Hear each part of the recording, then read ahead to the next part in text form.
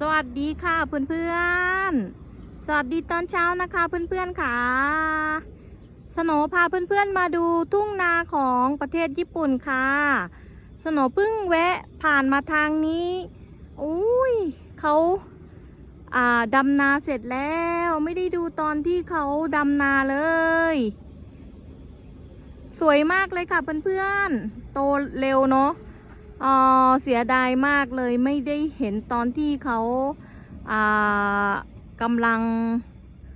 ปลูกต้นกล้าเนาะต้นข้าวโอ้ยเสียดายมากเลยบรรยากาศดีมากเลยค่ะเพื่อนๆอากาศเย็นสบายสวย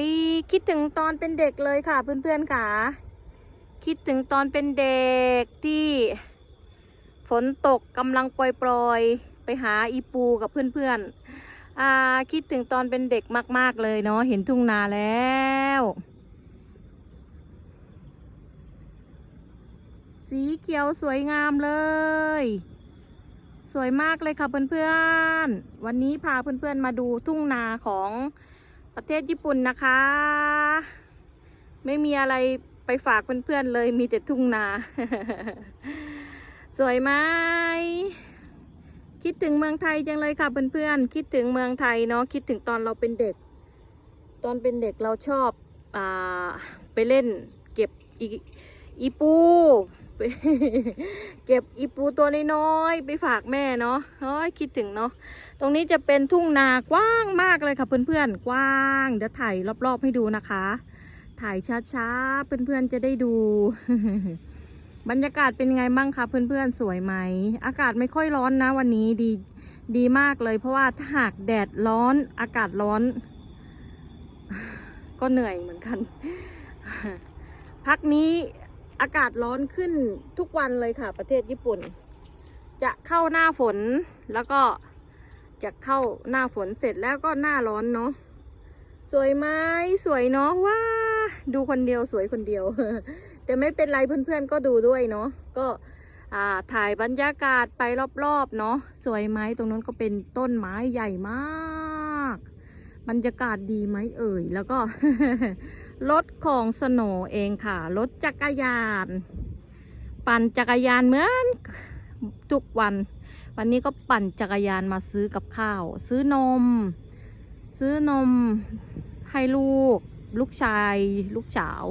ยังดื่มนมกันอยู่เลยดูรอบๆเป็นยังไงบ้างคะเพื่อนๆสวยไหมเดี๋ยวกลับกล้องเหมือนเดิมนะคะให้เพื่อนๆดูบรรยากาศไปด้วยเนาะคิดถึงเมืองไทยมากอยากกลับบ้านมาก คิดถึงเมืองไทยอยากกลับบ้านมากเลยอยากกลับบ้านมาก8 ปี 9 ปีแล้วนะที่ไม่ได้กลับบ้านคิดถึงบ้านคิดถึงแม่ คิดถึงแม่มากเห็นบรรยากาศทุ่งนาแล้วคิดถึงใครที่สุดคิดถึงแม่เนาะอีแม่ ร้องหาอีแม่ก่อนอีแม่คิดถึงเด้ออีแม่สบายดีคิดหอดเด้ออีแม่จ้าคิดหอดอีแม่หลายเด้อ ลองเรียกร้องหาอีแม่ อีแม่ คิดถึงอีเมลหลายเด้อคิดถึงตอนเป็นเด็กหน่อยเนาะตอนเป็นเด็กน้อยคิดถึงตอนเป็นเด็กน้อยเพราะว่าตอนเป็นเด็กมักไปหาอีปูตามถุงหน้าไปใส่เบ็ด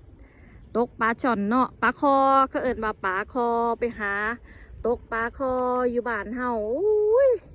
คิดถึงตอนเป็นเด็กน้อยเนาะไปกระโดดเล่นน้ำคลองอยู่แม่คิดถึงมื่อนี้กับบ่มีอีหยังมากมายเพียงแค่มาตะโกนคิดถึงแม่เฉยๆ อีแม่คิดถึงเด้ออีแม่สบายดีบ่คิดถึงอีแม่หล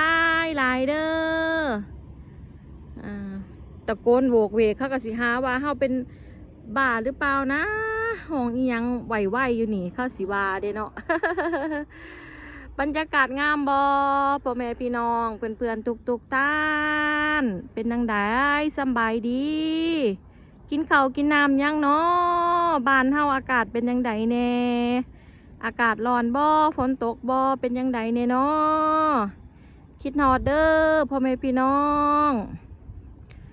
สำบายดีทุกคนเนาะมื้อนี้ก็บ่มีหยังมากมายมีแต่บรรยากาศทุ่งนาสโนก็อยู่ต่างจังหวัดเด้อต่างจังหวัดนี่ล่ะก็มีทุ่งนามาฝากงามบ่งามบ่ กะคุยไปนำเนาะขอบคุณหลายๆเด้อที่เขามารับชม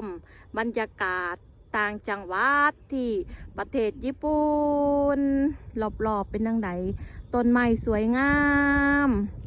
สโนกะสิไปซื้อนมซื้อกับข้าวให้ลูกแล้วเด้อกะสิไปก่อนเด้อตรงนั้นเขากะสิเฮ็ดสวนเนาะยังบ่ทันเฮ็ดสวนเขาลือพักไปแล้ว